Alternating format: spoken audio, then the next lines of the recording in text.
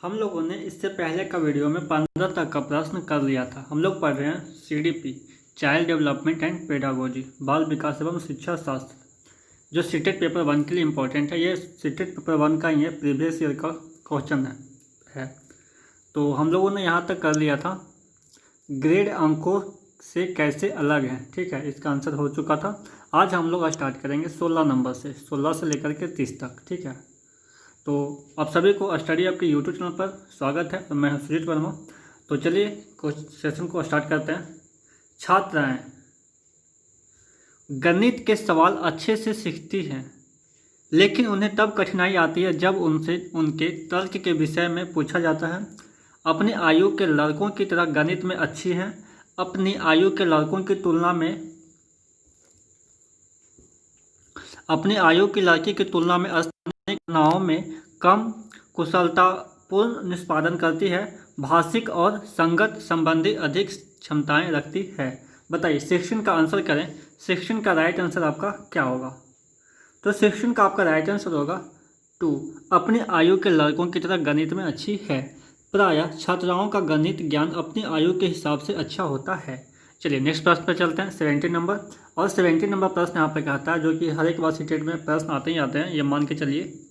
शब्दों में अक्षरों के क्रम को पढ़ने में कठिनाई का अनुभव करना और अक्सर चाक्षुष स्मृति का ह्रास डैश से संबंधित है।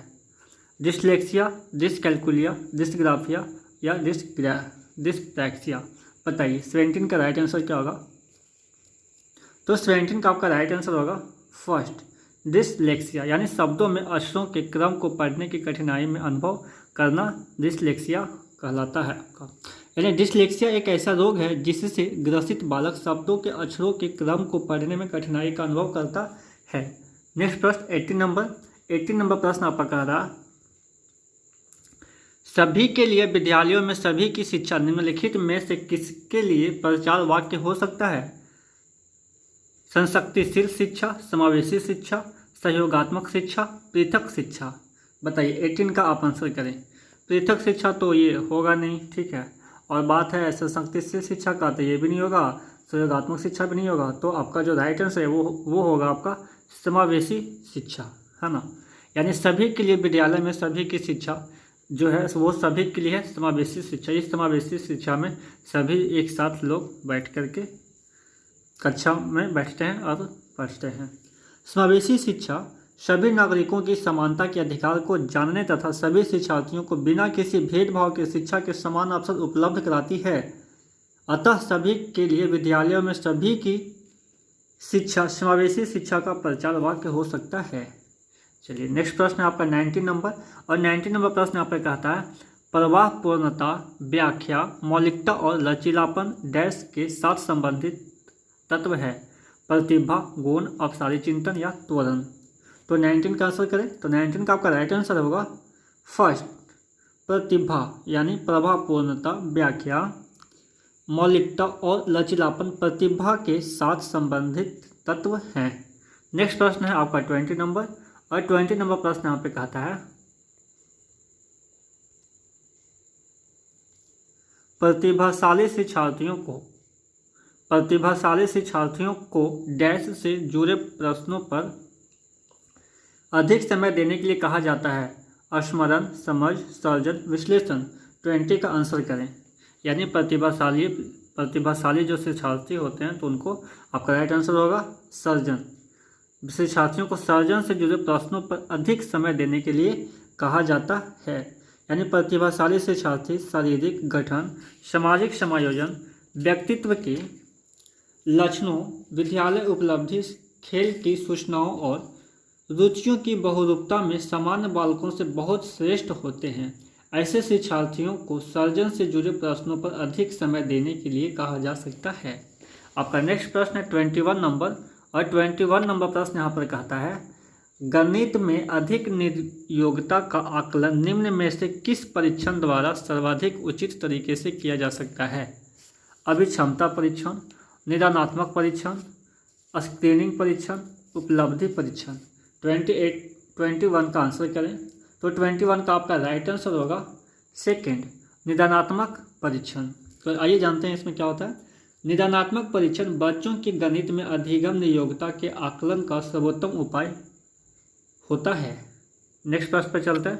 22 नंबर और 22 नंबर प्रश्न यहाँ पर कहता है सिद्धांत चित्र डैश के द्वारा नवीन अवधारणाओं की समझ बढ़ाते हैं।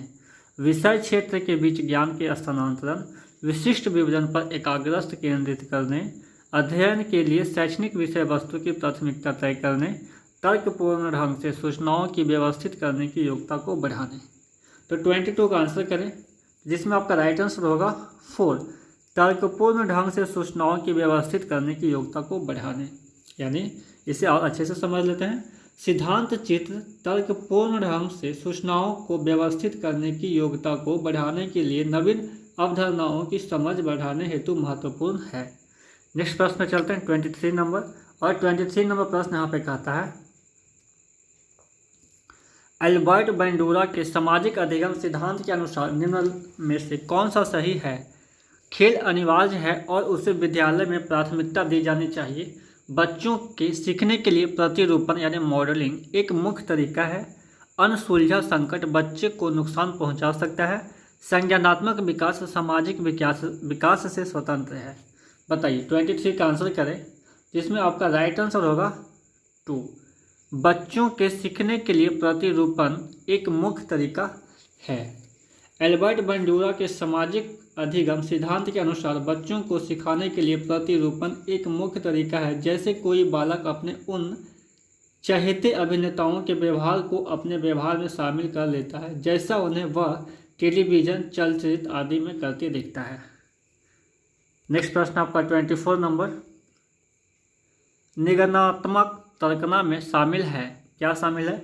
निगमनात्मक तर्कना में समान से विशिष्ट की ओर तर्कना, विशिष्ट से समान की ओर तर्कना, ज्ञान का सक्रिय निर्माण और पुनर्निर्माण, अन्वेषण परक सीखना और स्वतः खोज परक संबंधी पद्धतियाँ। 24 का आंसर करें, जिसमें आपका राइट आंसर होगा 1, समान से विशिष्ट की ओर तर्कना। निगमनात्मक तर्कना ऐसी तर्कना को कहा जाता है जिसमें व्यक्ति समान से विशिष्ट की ओर चलता है। जैसे सभी मनुष्य मरणशील हैं तथा मोहन एक मनुष्य है, अतः मोहन मरणशील है। नेक्स्ट प्रश्न पर चलते हैं 25 नंबर और 25 नंबर प्रश्न यहाँ पे कह रहा है जब बच्चे एक अवधारणा को सीखते हैं और उसके प्रयोग करते हैं तो अभ्यास उनके द्वारा की जाने वाली त्रुटियों को कम करने में मदद करता है। यह विचार डैश के द्वारा दिया गया। E.L. थॉर्नडाइक, जीन पियाजे, J.B. Watson, Lev Vygotsky. बताइए 25 का आंसर करें, तो आपका राइट आंसर होगा इसमें 25 का 1, E.L. थॉर्नडाइक। नेक्स्ट प्रश्न पर चलते हैं 26 नंबर और 26 नंबर प्रश्न यहाँ पे कह रहा है निम्न में से कौन सा संवेगात्मक बुद्धि से संबंधित है? याद करना, गणितिक प्रक्रमण, विचार करना, समानुभूति देना। संवेगात्मक बुद्धि है ना, जिसमें से तो संवेगात्मक बुद्धि है तो याद करना तो आएगा नहीं, तो फर्स्ट नहीं होगा।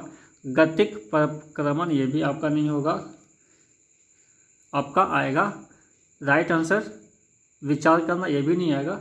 तो 26 का आपका हो गया 4, सहानुभूति देना। सहानुभूति देना संवेगात्मक बुद्धि से संबंधित है। ऐसे दिए गए विकल्पों में सहानुभूति देने को हम संवेगात्मक बुद्धि से संबंधित करते हैं।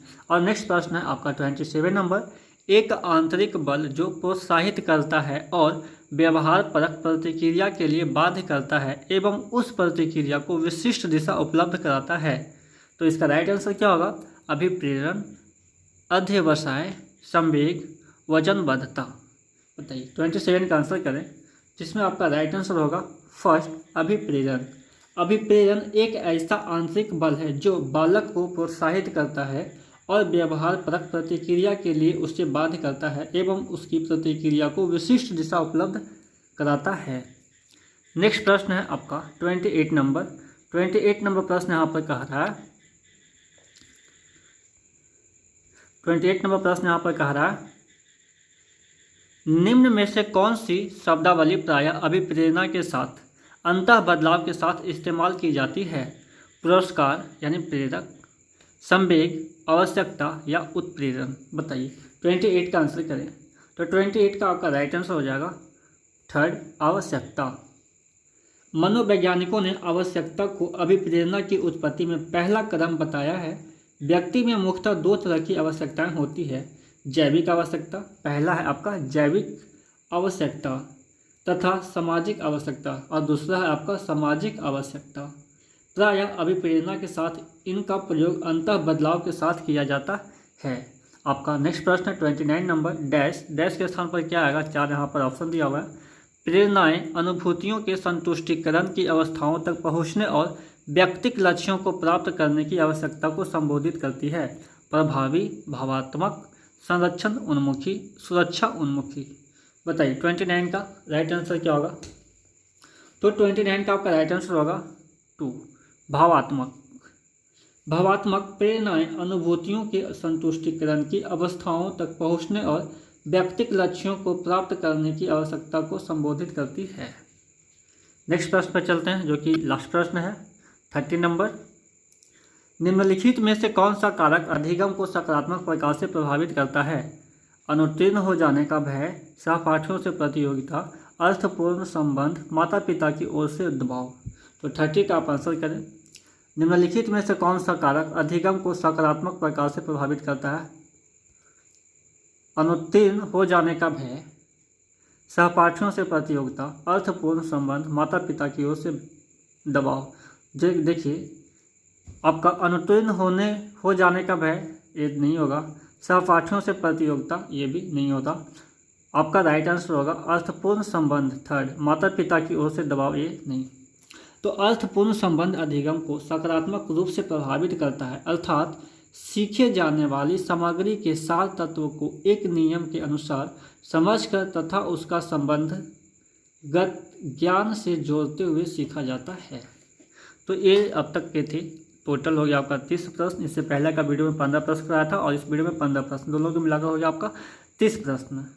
तो आप सभी को बहुत बहुत धन्यवाद जो हमारे चैनल के साथ में बने हैं। यदि यह वीडियो आपको अच्छा लगा हो तो इसे आप लाइक शेयर अपने दोस्तों के साथ में कर सकते हैं, और चैनल को अभी तक सब्सक्राइब नहीं किया है तो आप चैनल को सब्सक्राइब भी कर सकते हैं।